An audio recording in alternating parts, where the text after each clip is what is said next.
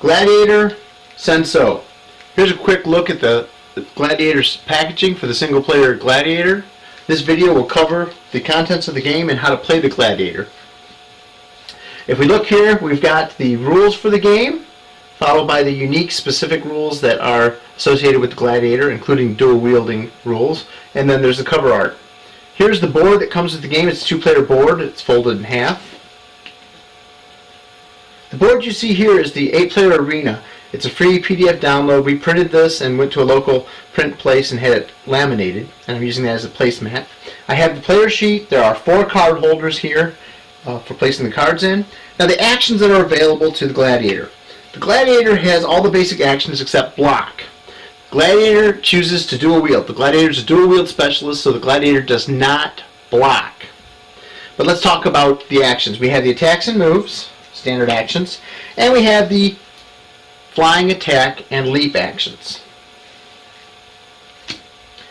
Now, the Gladiator does have ranged weapons. The ranged weapons for the Gladiator are called the Pilum, which is essentially a javelin.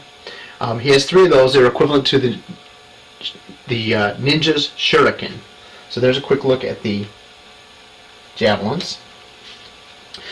Weapon-wise, now this variant has more choices than any other. So the hardest thing you're going to find to do when you go to play the Gladiator is only being able to spend 8 points of inventory. All your inventory items, there's tons of possibilities, but you only get 8 points. Let's go through one of the standard weapons that the Gladiator has to choose from, and that's the trident. The trident is equivalent to the ninja's Kausen ki.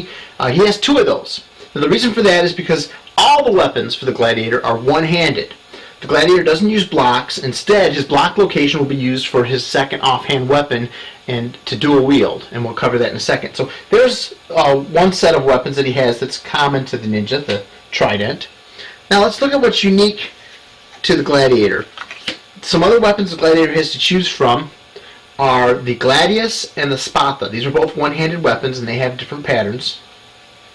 So there's some more one-handed weapons to choose from. Now the Gladiator does have 2 defensive type items that he can use that are one-handed. The first one is the shield, called the Parma. Let me go and explain how the shield works real quick. Instead of placing a weapon in his offhand location, the Gladiator can place a shield. Now that's 4 inventory, so it takes up half of his inventory. The shield allows the Gladiator to rotate his block before actions are revealed. So each turn before actions are revealed, the Gladiator can rotate the shield 1 octagon to the right or to the left. Now the shield must remain face up, but it's a rotatable block, so it's really powerful. So there's an example of the shield, one of the defensive abilities of the Gladiator. Now the other defensive ability, and the Gladiator has 2 of these that he can choose from, are the nets.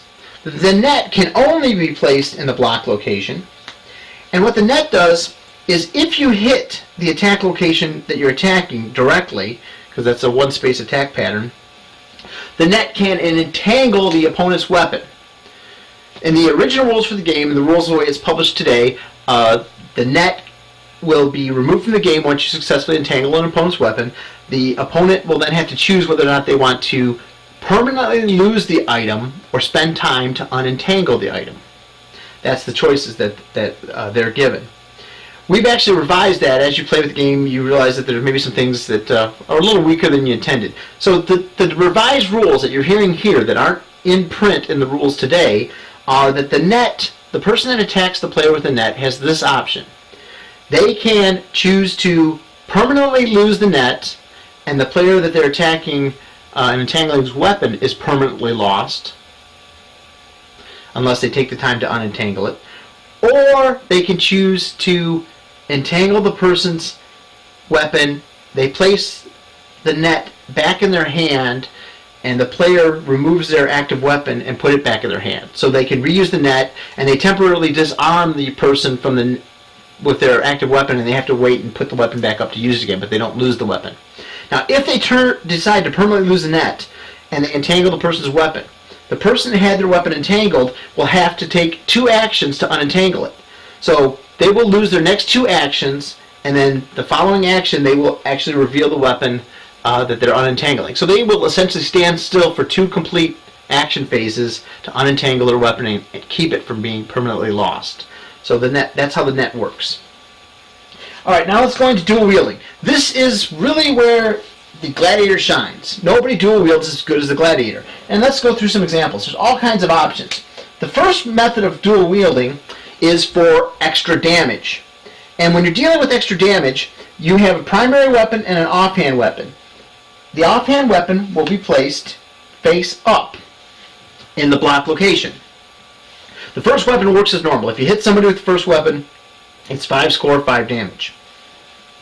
The offhand weapon is damage only.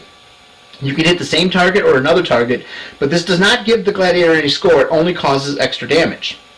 If I were to hit with both these weapons on one target, they would score 10 damage, or they would receive 10 damage, or minus 10 score. I would receive 5 score for hitting with the trident only.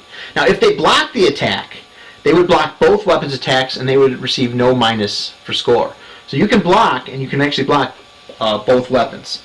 Now, there's all kinds of patterns and possibilities. I can use the Gladius and the Spatha together.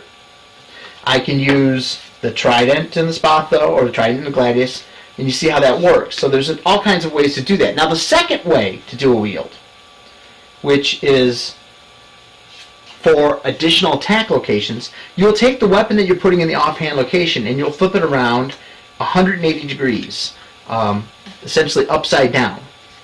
Now, let's say I did fail to show you the green chip. This is the chip marker that came with this set. So I'm going to place the chip marker here on the board, and I'm going to use some red chips to indicate the attack locations. Now, I've got my offhand weapon as extra attack pattern. Every time I attack, and let's give you an example of using the attack card, let's say I was attacking in that direction. Based on my primary weapon and its pattern, there are 2 locations that I can choose from with the trident attacking that direction.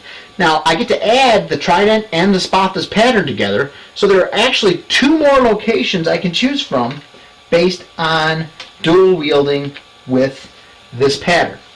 So in this example, I'm dual wielding for extra pattern. I've got the trident and the Spatha, that's my attack direction. I can choose one of those red chips as my location of attack. Now that attack is only a 5 score, 5 damage attack. So you don't get extra attacks when you're doing for pattern, but you get more attack locations to choose from. So that's the other way to dual wield.